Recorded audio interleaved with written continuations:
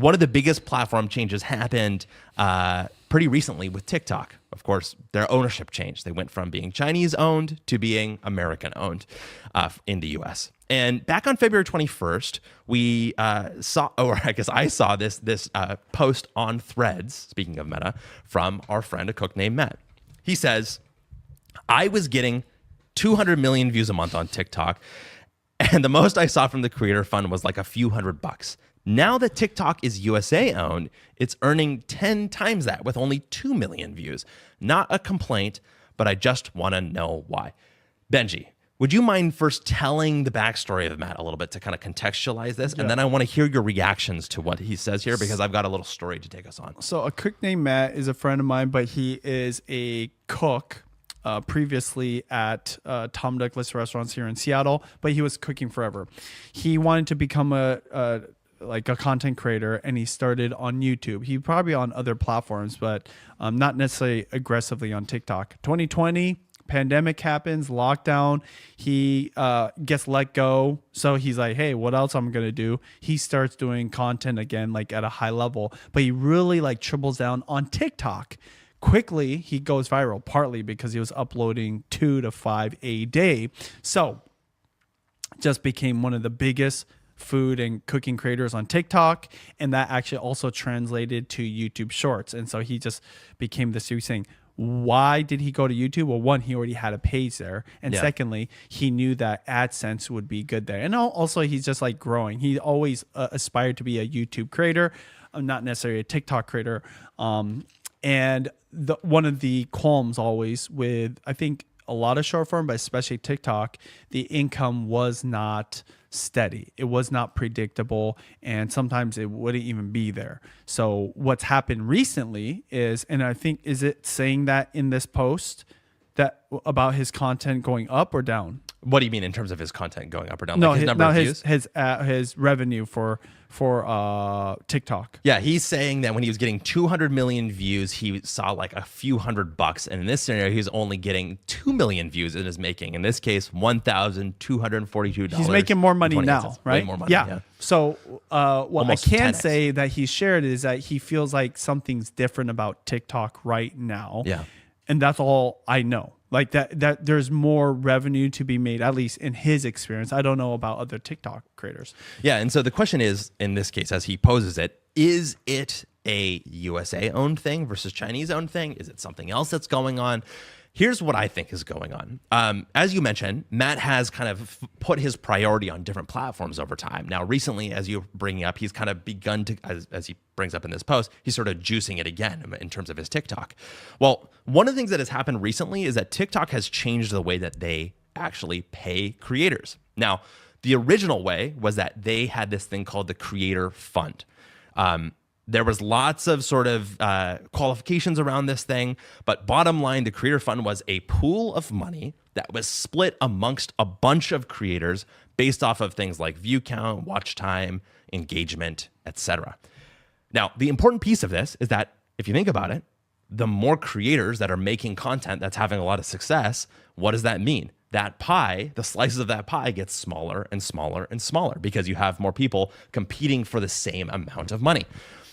This has not ever been the case with YouTube. YouTube, at the very beginning, they recognized that what they were going to do is they were going to put an ad in front of your video or on your video, and people would watch that ad, and because they were watching it on your video, they would give you a cut and they'd give themselves a cut. And so every time you got a view, it scaled proportionally with the amount of success that your video had.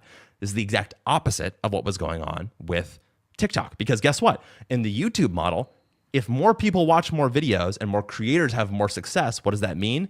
The total pie grows, not just the total numbers of creator having success would grow. So here's what happened very recently. I want to say within the last year. Actually, this happened under Chinese ownership, by the way. TikTok released the Creator Rewards Program. And so the Creator Rewards Program is supposed to scale in the way that the YouTube AdSense does. And in this case, they add more qualifications. The first and most important one, which is that videos have to be longer than a minute to even qualify in the first place.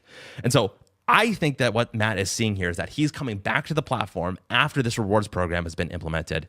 And because of that, he's seeing increased revenue because the pie has grown now, not just the number of creators has grown. First of all, I'm curious if you think that tracks with the story there. But then second of all, I'm curious about what your reaction is to the idea of the Creator Rewards program and what that means for TikTok and YouTube versus YouTube's just steady Freddy with the AdSense revenue over time. Yeah, I can't say how accurate that is because I actually haven't heard or looked into it myself. I think frustration along with other creators, even though I'm not a creator on TikTok, is the inconsistency of it. YouTube has been consistent for 20 years. How long has the AdSense program been going on? About that long. Okay. Yeah. And so, whether it's high or low for you, depending on your content type of audience you have and the advertising against that audience, that it's been just steady. Again, what happens when they decide to change that? And we've already seen that happen on TikTok and other platforms. By the way, shout out to Asian Verified, Michael. He's in the comments. Thank you. If you have a question, by the way, you guys can always ask questions when we do these live. Obviously, we do this podcast and we clip them out or whatever. But one of the benefits is if you guys have a question on the live stream when we're doing this podcast recording, you can ask it. So Asian Verified or Michael and we recently did a collab, and that was the first time I used the collab function on YouTube. And it's interesting because I think I can say this about Michael. He is definitely really well known in the short form space. Instagram, probably TikTok as well. I think Instagram is a bigger platform, but he's really going more aggressive, or at least uploading more to YouTube. And I can't speak for him, but a lot of creators, I've always said, aspire to be a content creator on YouTube because of the cultural significance and kind of the perception, but also the ad revenue, again, it's just so consistent, predictable, and it's sustainable, and it gives you something.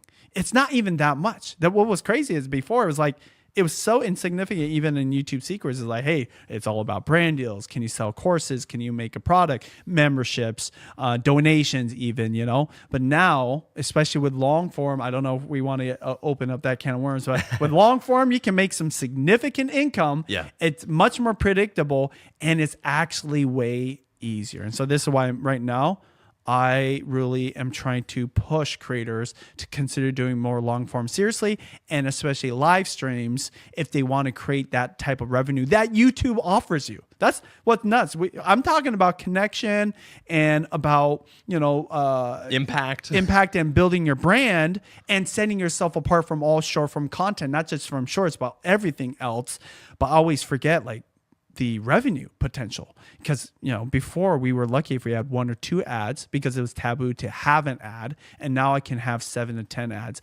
I do feel like you got to put the brakes on at one point. So I've had comments sometimes like, man, I just watch a lot of ads on your vlog.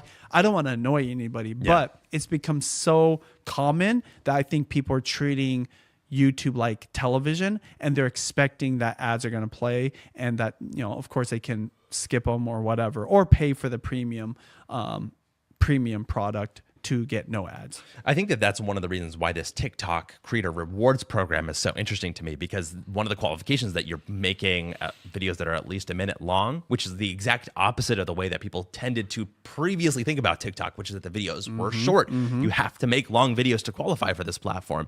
And just to put a little cherry on top here, Nushli, if you bring up the graphic again for us, Matt said that he went from a couple $100 to what he's showing in this picture, which is like maybe 1,000, upwards of a couple $1,000 in this scenario. So he's basically 10xing his revenue. Here is the estimated difference between the Creator Fund and the Creator Rewards program. In the Creator Fund, the cited numbers that you were making in terms of a CPM. So for every 1,000 views, you were paid. Do you have an idea about what you'd be paid in the old model? Oh, in the old model for just TikTok. like 6 months ago, a year ago, you're saying? For every 1,000 views? Yeah. Oh, man. I'm like, honestly, I'm just guessing here. 8 cents? 2 to 4 cents is the cited number. Oh. In the Creator Rewards program, the new one, the estimated performance-based RPM or CPM is 40 cents to $1. for every 1,000 views. And some reports say that it's even higher than that in some scenarios. So that's a 10x increase, sometimes even more than that, more than 10x increase. So it's exactly mapping to what he's saying. Is there there. data on YouTube? I'm not sure. I'll look that up for the next show. But to me, this is the bottom line, which is that as of 2023, actually was when the Creator Fund was ended. The Creator Rewards program is active now. The video length was any length in the Creator Fund. Right now, this is videos that are a minute or longer. The old Creator Fund was a static fund pool. The new one is performance-based and in RPM based off of the total number of views that everybody's getting. And then the average payout in the old one was all about, 2 cents to 4 cents per 1,000 views. And now it's 40 cents to $1 per 1,000 views. And so that is the story of how I think that Matt experienced two totally different payouts in this same time period. All right, last question on this. Do you think it's going to be sustained? Do you think it will be long-term or just like forever? Or is this going to be just like a way to tempt creators to get back to the platform like so many other platforms do? The big question around this is for TikTok, can they increase their ad load, right? So if you have more videos being watched, well, then you keep the same number of ads proportionally to those. Because remember, it's still not one ad and one video. It's one ad and maybe 4 videos, 5 videos, 6 videos. So how do you split that across all of these, right? So the only way to increase that money would be to increase the price of the ad, which probably won't happen, or B, increase the number of ads, which is much more likely. In this scenario, I think TikTok realizes that they have to sustain their creator economy for a certain amount of time. And I think it's most likely that this stays at this level, basically, because they recognize that they need to be able to sustain their creators. Now, maybe not. Maybe they're like, well, the old one was kind of working, and so we might as well do it. There's like, an army of teenagers who are willing to work for free for us, so we might as well do that old model. But the point is, who knows, right? They have not shown a propensity to being consistent with the way that they run that ad business. And so for me, I'm not confident saying one way or the other.